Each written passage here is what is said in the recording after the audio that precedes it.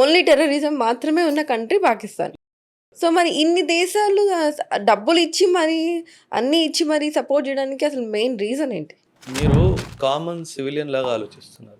Yes.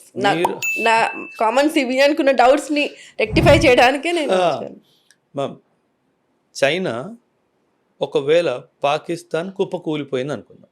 For example ఈ రోజు నుంచి మ్యాప్ మీద పాకిస్తానే లేదు అని అనుకుందాం.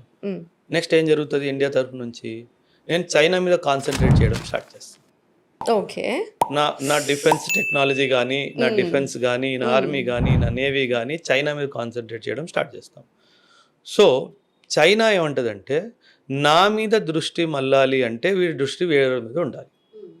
అండ్ నేను వాడికి డైరెక్ట్గా సపోర్ట్ చేస్తున్నాన్న విషయం తెలియకూడదు, కానీ నేను వాడికి సపోర్ట్ చేస్తాను. సో చైనా ముఖ్యంగా పాకిస్తాన్ని ఇండియాకి విరుద్ధంగా యాజ్ ఎ మైండ్ డైవర్టర్గా వాడుతుంది.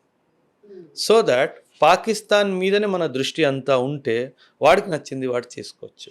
ఇప్పుడు గతంలో 2018, 19, 20లో 20, 21, 22లో కూడా గల్వాన్ క్లాషెస్ అని, పెంగాంగ్సో క్లాషెస్ అని, దౌలత్ ఓల్డ్ బేగి రోడ్ దగ్గర ఉన్న క్లాషెస్ అని, ఇవన్నీ చైనాతో మనం కూడా గ్రౌండ్ మీద కొంచెం ప్రాబ్లమ్స్ వచ్చాయి. కానీ ఇది ఎస్కలేట్ అయ్యిందా? అవ్వలేదు. సో చాలా తెలివిగా చైనా ఏం చేస్తుందంటే పాకిస్తాన్ని రెచ్చగొడుతుంది.